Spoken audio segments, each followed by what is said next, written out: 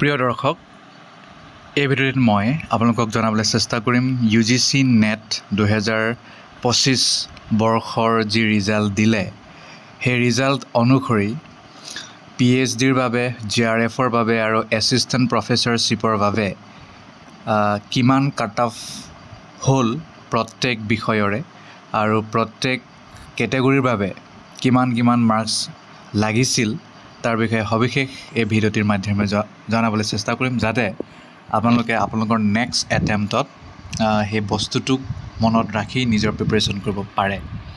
প্ৰথমে অসমীয়াকে ধৰিছোঁ। অসমীয়া unreserved 210 cut off আছিল আৰু 210 JRFৰ বাবে আছিল। এছিষ্টেণ্ট প্ৰফেচৰৰ কাৰণে 186 আছিল। 210 JRF 6টা পাছ হ'ল। 186 এছিষ্টেণ্ট প্ৰফেচৰ 76টা পাছ হ'ল। PhD মাত্ৰ 162 কাট অফ আছিল আৰু 188 কেণ্ডিডেট PhD অনলি পাছ কৰিলে। তাৰপিছত আছামিজ OBC NCL 206 আছিল JRFৰ বাবে, 4জনে পাছ কৰিলে আৰু 174 আছিল এছিষ্টেণ্ট প্ৰফেচৰৰ বাবে কাট অফ, 59 জনে পাছ কৰিলে। PhD কাৰণে 150 আছিল, 123 জনে পাছ কৰিলে। EWSৰ বাবে 204 কাট অফ আছিল, 2জনে JRF পালে। 174 এছিষ্টেণ্ট প্ৰফেচৰ, 30 জনে পালে। 142 PhD, 61 জনে পালে। আছামিজ SC 198 JRF কাৰণে আছিল, 1জনে পালে আৰু 168 এছিষ্টেণ্ট প্ৰফেচৰ 15 জনে পালে। 146 PhD, 32 জনে পালে। আছামিজ ST 186 JRF আছিল, টোটেল 2জনে পালে। কাট অফ 164 এছিষ্টেণ্ট প্ৰফেচৰ 25 জনে পালে। 144 PhD অনলি 53 জনে পালে।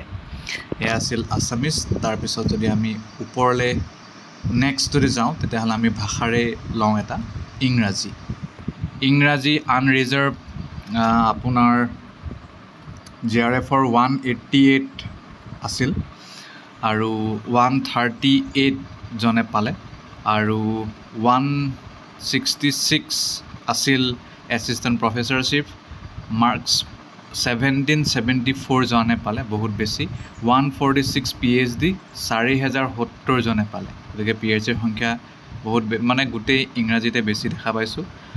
OBC NCL 176 আছিল, 74 জনে পালে। 150 আছিল এছিষ্টেণ্ট প্ৰফেচৰশ্বিপ, 1270। 134 আছিল PhD, 296 জনে পালে।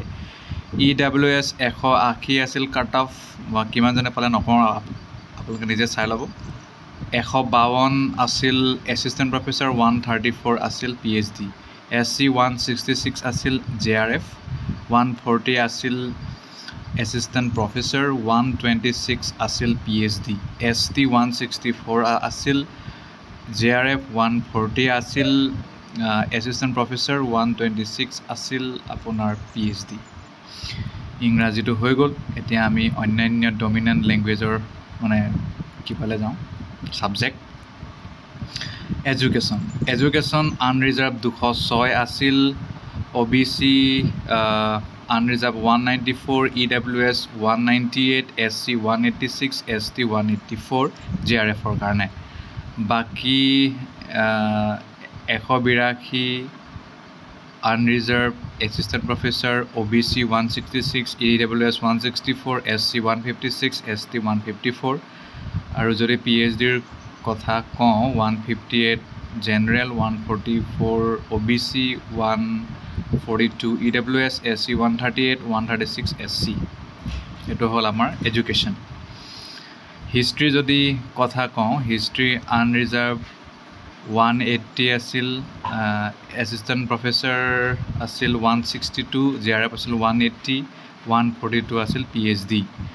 হিষ্ট্ৰী OBC 172 কাট অফ, তাৰপিছত 150 assistant professor, 132 PhD only. EWS 174, 150, 130, SC 164, 140, 126, ST 160, 138, 124। এতিয়া আহোঁ ছ'চিয়লজি আপোনাৰ আনৰিজাৰ্ভ 220 JRF, 192 এছিষ্টেণ্ট প্ৰফেচৰশ্বিপ আৰু 162 PhD।